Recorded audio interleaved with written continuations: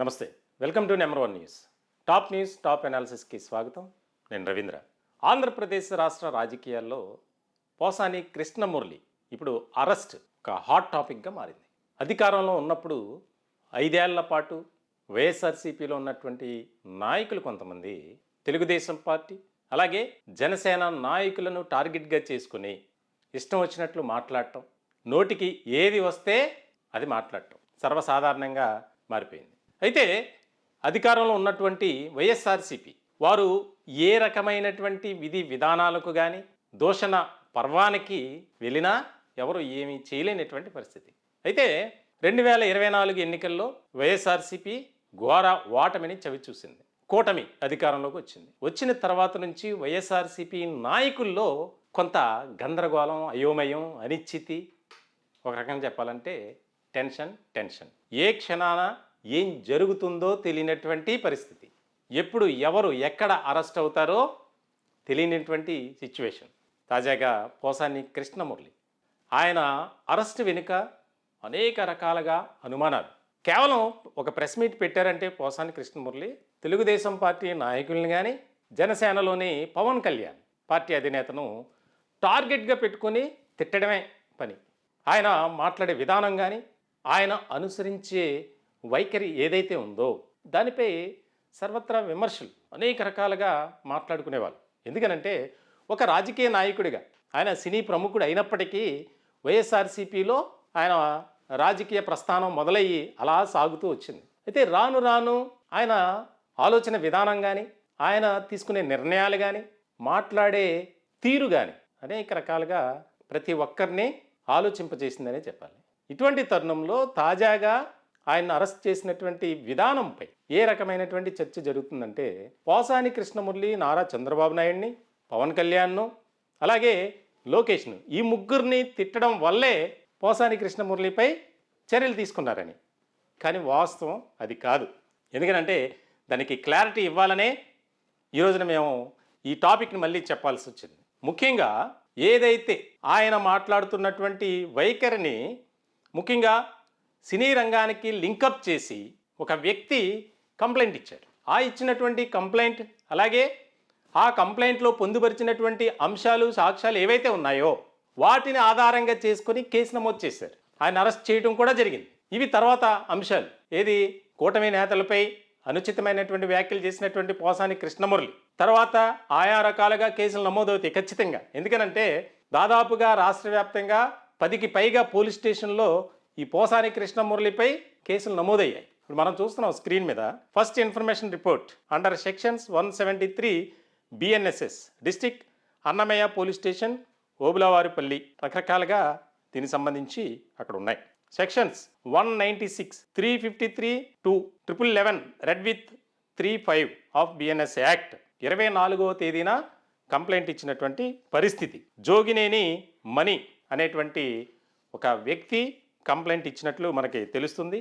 ఆ complaint copy కూడా ఒకసారి నేను చదివి వినిపిస్తాను. మహారాజశ్రీ గౌరవనీయులైన ఓబులవారిపల్లి ఎస్ఐ గారికి జోగినేని మణి, వయసు 49. నేను నమస్కరించి రాసుకున్న అర్జీ. అయ్యా, నేను ఈ దినం అనగా 24/2/2025 సోషల్ మీడియాలో చూస్తూ ఉండగా పలు ఫేస్బుక్, ట్విట్టర్, ఇన్స్టాగ్రామ్ మరి కొన్ని మాధ్యమాల్లో సినీ రంగానికి చెందిన పోసాని కృష్ణమురళి అతను ఒక కులమును అవహేళన చేసే విధంగా మరియు సినీ పరిశ్రమను ఒకే కులానికి ఆపాదించే విధంగా మరియు సినీ రంగంలో ఉత్తమ ప్రదర్శనకు ప్రభుత్వం ఇచ్చే ప్రతిష్టాత్మకమైన నంది అవార్డును అవహేళన చేసే విధంగా 2015వ సంవత్సరంలో తనకు వచ్చిన నంది అవార్డును తిరస్కరిస్తున్నట్లుగా, అలాగే అప్పటి నంది అవార్డు కమిటీలో అందరూ కమ్మ కులానికి చెందిన వారే, అందుకే తిరస్కరించానని కమ్మ కులాన్ని కించపరిచేలా మాట్లాడి దానిపై వివిధ రకాల కామెంట్ చేసి ఉండి దానిపై డిబేట్లు కూడా జరిగి ఉండటం, సినీ రంగానికి అభిమాని అయిన నేను సినీ రంగానికి ఒకే కమ్మ కులంతో ఆపాదించడం నాకు చాలా ఆందోళన, బాధ కలిగించింది. సినీ రంగంలో అన్ని కులాలకు, మతాలకు వారి తగి ప్రాధాన్యత ఉందని తెలిసి కూడా పోసాని కృష్ణమురళి అటువంటి వ్యాఖ్యలు చేసి వివిధ కులాల మధ్య, అభిమానుల మధ్య, రాజకీయ పార్టీల మధ్య వైషమ్యాలు, విద్వేషాలను రెచ్చగొట్టే విధంగా ఉన్నవి. నంది అవార్డు విషయంలో కమిటీ గురించి నాకు ఉన్న అవగాహన కొద్దిగా తెలుసుకొనగా సదరు నంది అవార్డు కమిటీలో 11 మంది కమ్మవారే అని పోసాని కృష్ణమురళి చేసిన వ్యాఖ్యలు అవాస్తవమని తెలిసింది. నాకున్న పరిజ్ఞానం ప్రకారం సదరు కమిటీ సంబంధించిన జీవో కాపీని మరియు నాకు తెలిసినంత వరకు నంది అవార్డుల కమిటీ సభ్యుల వారి కులాల వివరాలు ఇందు వెంట జతపరుస్తున్నాను. పై విధంగా ప్రజలకు చెప్పింది అవాస్తవమని తెలిసి ఇతను వైఎస్ఆర్ కాంగ్రెస్ పార్టీకి మద్దతుదారుడిగా ఉంటూ ఆ పార్టీ పొలిటికల్ మరియు సోషల్ మీడియా స్ట్రాటజీ అమలు పరిచే వైఎస్ఆర్ కాంగ్రెస్ పార్టీ అనుబంధ విభాగాలు మరియు మద్దతుదారులతో కలిసి కుట్రతో సంఘటితంగా అబద్ధ వ్యాఖ్యలతో వివిధ కులాల మధ్య, సినీ అభిమానుల మధ్య, వివిధ రాజకీయ పార్టీల మధ్య విద్వేషాలు, వైషమ్యాలు రెచ్చగొట్టే విధంగా, చిచ్చు పెట్టే విధంగా 2014 సంవత్సరం నుంచి ఇప్పటి వరకు చేస్తున్నారు.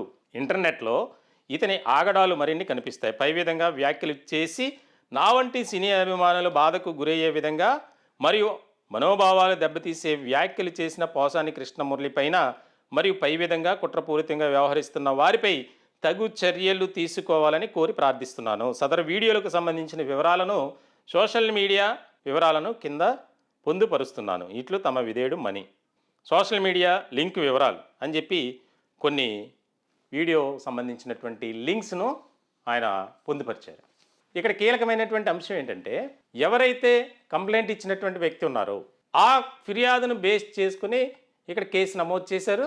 అక్కడి నుంచి అన్నమయ్య జిల్లా నుంచి వచ్చినటువంటి పోలీసులు పోసాని కృష్ణమురళిని అరెస్ట్ చేశారు. ఇక్కడ చాలా క్లియర్ కట్గా మనం అర్థం చేసుకోవాలి. ఇప్పటి వరకు తెలియనటువంటి అంశం ఏంటంటే, కేవలం చంద్రబాబు నాయుడు, పవన్ కళ్యాణ్, లోకేష్ ఈ ముగ్గురిపై పోసాని కృష్ణమురళి అనుచితమైనటువంటి విధంగాను అలాగే అసభ్య పదజాలంతో మాట్లాడినందుకు కృష్ణమురళిని అరెస్ట్ చేశారు, పోసాని కృష్ణమురళిని అని. కానీ కాదు. అంటే త్వరలో మరిన్ని కేసులు అతనిపై నమోదయ్యే అవకాశాలు స్పష్టంగా కనిపిస్తున్నాయి. ఎందుకంటే ఇది ఒక బేస్ అంతే. అరెస్ట్ చేసినటువంటి విధానం పీటీ వారెంట్ రకరకాలుగా ఉండబోతుంది అనేది దీన్ని బట్టి మనం అర్థం చేసుకోవచ్చు. ప్రజాస్వామ్య వ్యవస్థలో ఒక రాజకీయ నాయకుడు ఏ విధంగా మలుచుకోవాలి, ఏ విధంగా అతని ప్రవర్తన తీరు అనేది ఉండాలనేది ఇక్కడ అర్థం చేసుకోవాలి. కానీ వైఎస్ఆర్సీపీలో ఉన్నటువంటి కొంతమంది నాయకులు కావాలని వ్యక్తిగతంగా కొందరిని టార్గెట్ చేసుకొని మాట్లాడినటువంటి విధానం మనం చూస్తూనే ఉన్నాం. ఇటువంటి సందర్భంలో చాలా కీలకమైనటువంటి అంశంగా ఇది మారింది. మనం ఒకసారి ఎవరైతే ఫిర్యాదు చేసినటువంటి వ్యక్తి ఉన్నారో అతనితో మాట్లాడే ప్రయత్నం చేద్దాం. జాగ్రత్త, లాటరీ గెలిచారు, ఇన్స్టెంట్ లోన్స్ ఇస్తాము, ఇంట్లో ఉండే డబ్బులు సంపాదించండి, ఇలా వేగంగా డబ్బు సంపాదించడం గురించి సోషల్ మీడియా. హలో సార్, నమస్తే మణి గారు. నమస్తే సార్. నెంబర్ 1 న్యూస్ నుంచి అండి. నేను జర్నలిస్ట్ రవీంద్ర సార్. సార్, మీరు ఇచ్చినటువంటి కంప్లైంట్ ఉంది పోసాని కృష్ణమురళి గారి మీద. అంటే ఇప్పటి వరకు అందరూ ఏమనుకున్నారంటే, కేవలం అతని దూషణ పర్వం ఏదైతే చంద్రబాబు నాయుడు, పవన్ కళ్యాణ్ని దూషించారు అనే ఒక కారణంతో అరెస్ట్ చేశారనుకున్నారు. కానీ ఇప్పుడు మాకు అందినటువంటి, మేము సేకరించినటువంటి మీ ఫిర్యాదు ఏదైతే ఉందో దాన్ని బేస్ చేసుకొని చూస్తే కనుక అది కాదు. మెయిన్ ఏంటంటే, మీరు ఇచ్చినటువంటి ఫిర్యాదు ఆధారంగా చేసుకునే అన్నమయ్య జిల్లా పోలీసులు పోసాని కృష్ణమురళిని అరెస్ట్ చేశారు. అంటే ఆయన మీద మీరు కంప్లైంట్ ఇవ్వడానికి ప్రధానమైనటువంటి కారణం ఏంటి సార్? మా అధ్యక్షుడు పవన్ కళ్యాణ్ గారిని అసభ్యకరంగా మాట్లాడటమే, తల్లిని బిడ్డలను మాట్లాడటము, ప్లస్ ఇంకా రాజకీయ పరంగా పదవుల గురించి ఇంకోటి అతను మాట్లాడే మాటలు సభ్య సమాజంలో వినదగినటువంటి మాటలు మాట్లాడుతున్నాడు కాబట్టి అతని పైన కంప్లైంట్ ఇచ్చాం సార్. అతను మామూలుగా పవన్ కళ్యాణ్ అంటే మాకు ఒక దేవుడితో సమానం. పవన్ కళ్యాణ్ గారిని అసభ్యకరంగా మాట్లాడటం, చంద్రబాబు నాయుడు గారిని మాట్లాడటం, లోకేష్ గారిని మాట్లాడటం, అతను మాట్లాడే మాటల తీరు ఒక వయసుకు తగ్గ మాటలు కాకుండా అతను మా మనోభావాలు దెబ్బతినేటట్టు పవన్ కళ్యాణ్ గురించి మాట్లాడే మాటలైతే ఇట్లా మాట్లాడి, ఇంతకు ముందు కూడా 2-3 కంప్లైంట్లు ఇచ్చాను. లాస్ట్ గవర్నమెంట్ లో కూడా తీసుకోవాలా. ఇక నేను కంటిన్యూగా ఇట్లా మాట్లాడుతున్నాడు, అతను మాట్లాడటం సభ్యత కాదు. పవన్ కళ్యాణ్ గారు సనాతన ధర్మం గురించి మాట్లాడే స్టేజ్కి పోయి దేశమే హర్షించదగ్గ వ్యక్తిగా చూస్తా ఉంటే ఈరోజు అతన్ని విమర్శించి మాట్లాడటం అతనికి సభ్యత కాదని చాలా మాటలు చాలా మందికి చెప్పామండి.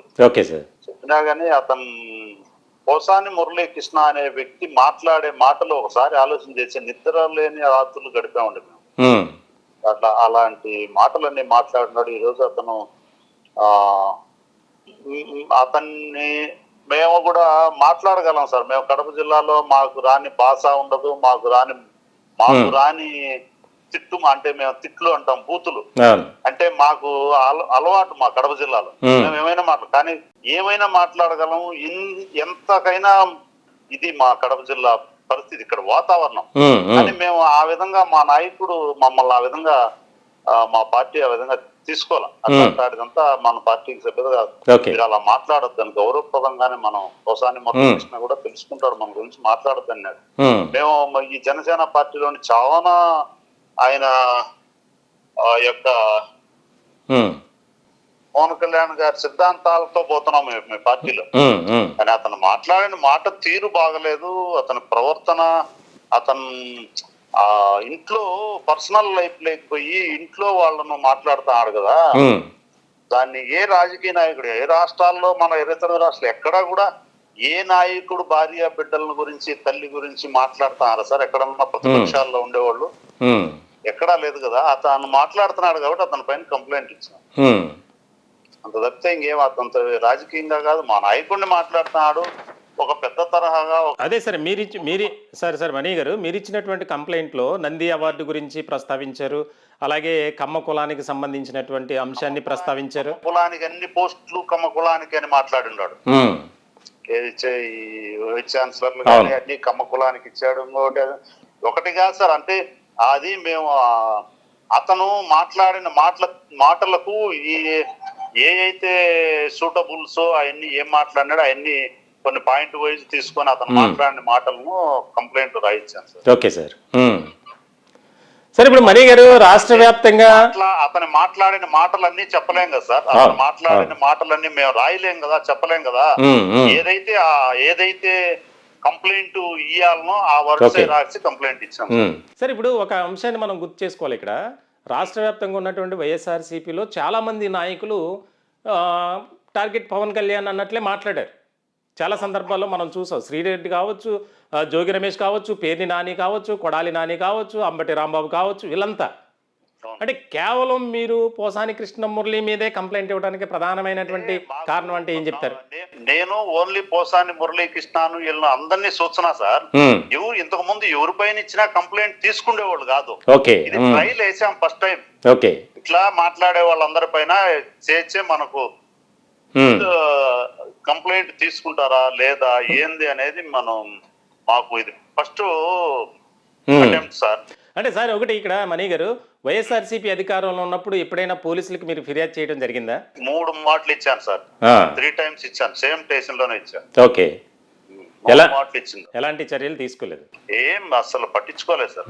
ఇచ్చిన కంప్లైంట్ లాస్ట్ టైం ఎలక్షన్ లో కూడా ఇచ్చాను సార్. ఎలక్షన్ జరిగేటప్పుడు కూడా ఇచ్చా, ఎలక్షన్ ప్రచారంలో. అతను రాజకీయాల్లో పనికిరాడు, రాజకీయాలకు అది ఇది అని మాట్లాడేసి ఉన్నాడు కదా సార్. మనతో చెప్పలేము. మురళీకృష్ణ గారు మాట్లాడున్నాడు కదా, అతను ఏంది రాజకీయం, అతనికి ఎందుకు సినిమాలు తీసుకోవచ్చు, రాజకీయంగా ఎందుకు? మేము అతని కోసం అతను రాజకీయాల్లోకి రావాలా, మాలాంటి నిరుద్యోగులంతా రాజకీయాల్లోకి రావాలా అని ఉండేవాళ్ళము. అతనికి ఎందుకు రాజకీయాలు, సినిమాలు తీసుకోవచ్చు. ఓకే. అంటే ఇక్కడ ఒక విషయం మనం అర్థం చేసుకోవాలి సార్. పోసాని కృష్ణమురళి మాత్రమే కాదు, కొడాలి నాని మాట్లాడారు, జోగి రమేష్ మాట్లాడాడు, అలాగే ఆర్కే రోజా మాట్లాడారు, శ్రీరెడ్డి మాట్లాడింది సార్. ఎవరిని ఇసిపెట్టే ప్రసక్తే లేదు. మా ప్రతి జన సైనికుడు, నాతోనే స్టార్ట్ అయింది, ప్రతి జన సైనికుడు మా నాయకుడిని మాట్లాడిన, మా కూటమి ప్రభుత్వంలో ఎవరిని మాట్లాడినా మేము వదిలే ప్రసక్తే లేదు. చంద్రబాబును గాని, లోకేష్ బాబును గాని, మా లీడర్లను ఎవరినైనా మాట్లాడితే మేము సహించి వదిలేస్తారు. అంటే మీరు ఇచ్చినటువంటి, ఇప్పుడు మీరు చెప్తున్నారు 3 పర్యాయాలు కంప్లైంట్ ఇచ్చినా సరైనటువంటి విధంగా పట్టించుకోలేదు. ఇప్పుడు మీరు 4th టైం ఇచ్చారు. ఇంకా స్టార్ట్ చేసి 1 by 1 ఇంకనే సార్. ఇంకా మా నాయకుడిని ఎప్పుడెప్పుడు ఏ డేట్ లో ఏమేమి మాట్లాడింది ఏమి అన్ని మేము తీసుకొస్తాం సార్. ఇంకా అంటే రాబోయే కాలంలో మిగిలిన నాయకుల మీద కూడా ఫిర్యాదు చేసే అవకాశం ఉందంటారా? మిగిలిన వాళ్ళందరితో మాకేం పగలేదు, కానీ మా నాయకుడిని, మా లీడర్లను, మేము అభిమానించే లీడర్లని మాట్లాడితే మాత్రం సహించేది లేదు సార్. రైట్. అంటే మీరు మొట్టమొదటి విజయంగా భావిస్తున్నారా మీరు ఇచ్చినటువంటి కంప్లైంట్? ఓకే, థ్యాంక్ యూ మణి గారు. ఫోన్ ఇన్లోకి వచ్చి మీ అభిప్రాయాన్ని తెలియజేసినందుకు నెంబర్ 1 న్యూస్ తరఫున ప్రత్యేకమైనటువంటి ధన్యవాదాలు sir. Thank you. Thank you. మొత్తానికైతే ఎవరిని కూడా విడిచిపెట్టేది లేదు. ఎందుకంటే మా యొక్క ప్రాణంగా మేము చూసుకున్నటువంటి నాయకులపై అనుచితమైనటువంటి వ్యాఖ్యలు చేసినా, అసభ్య పదజాలంతో దూషించినా సరే ఎవరిని మేము వదలం. గతంలోనే 3-4 సార్లు ఫిర్యాదు చేసినప్పటికీ కనీసం పట్టించుకోలేదు. కాబట్టి మేమేదో ట్రయల్గా ఒక ఫిర్యాదు అనేది మేము చేయడం జరిగింది. దీనికి సంబంధించి ఎవరైతే అధికారాన్ని అడ్డుపెట్టుకొని అడ్డగోలుగా వ్యవహరించడం, ఇష్టానుసారంగా మాట్లాడడం, అసభ్యంగా దూషించడం వంటివి చేశారో వారిని ప్రతి ఒక్కరిపై చర్యలు తీసుకోవాలని మేము రాష్ట్ర వ్యాప్తంగా ఇప్పటి నుంచి పోరాటం చేస్తామని చెప్పి మనీ గారు తెలియజేస్తున్నారు. మొత్తానికైతే ఒక కీలకమైనటువంటి పరిణామంగా మనం చూడాలి. ఇప్పటికే ఒక రకంగా వల్లభనేని వంశీ అరెస్ట్, అలాగే మరికొంతమంది నాయకులు అరెస్టు పరంపర అనేది కొనసాగబోతుంది అనేది కూడా బాగా రాజకీయ వర్గాల్లో వినిపిస్తున్నటువంటి మాట. ఇటువంటి సందర్భంలో రాబోయే కాలంలో రాజకీయంగా ఏం జరగబోతుంది? ఎందుకనంటే చాలాసేపు వెయిట్ చేశారు, చాలా దారుణమైనటువంటి పదజాలంతో మాట్లాడారు. కొడాలి నాని కావచ్చు, అలాగే జోగి రమేష్, శ్రీరెడ్డి, ఆర్కే రోజా, అంబటి రాంబాబు, ఇట్లా ఆ లిస్టు చాలా ఉంటుంది. కేవలం టార్గెట్ పవన్ కళ్యాణ్ అన్నట్లుగానే ఎక్కువ మంది మాట్లాడినటువంటి సందర్భం. నువ్వు సినిమాలకు పనికిరావు, నువ్వు 3 పెళ్ళిళ్ళు చేసుకొని రాజకీయాలు ఏం చేస్తావు అని ఒకరు. కొడాలి నాని అయితే 2 చోట్ల పోటీ చేసావు, నీకు కనీసం విజయం అనేది లేదు, నీ జీవితంలో అన్నీ ఓటమిలే అని ఇలా రకరకాలుగా. అదే పేర్ని నాని అయితే నువ్వు సన్నాసి అని చెప్పి మాట్లాడారు. ఇలా ఇప్పుడు అందరి పని భరతం పడతాం అని చెప్పి ఇప్పుడు ఏదైతే పోసాని కృష్ణమురళిపై ఇచ్చినటువంటి కంప్లైనెంట్ ఎవరైతే ఉన్నారో మనీ గారు, ఆయన చెప్తున్నారు మొత్తానికైతే రానున్న రోజుల్లో ఆంధ్రప్రదేశ్లో ఒక పక్కన హీట్ వేవ్ రోజు రోజుకి పెరుగుతుంది, పొలిటికల్ హీట్ కూడా బాగా పెరిగే అవకాశాలు స్పష్టంగా కనిపిస్తున్నాయనే చెప్పాలి. ఈ టాపిక్పై మీ యొక్క విలువైనటువంటి అభిప్రాయాలు, సలహాలు, సూచనలు కామెంట్ రూపంలో తెలియజేయండి. దయచేసి మా ఛానల్ని సబ్స్క్రైబ్ చేసుకోండి. Thank you.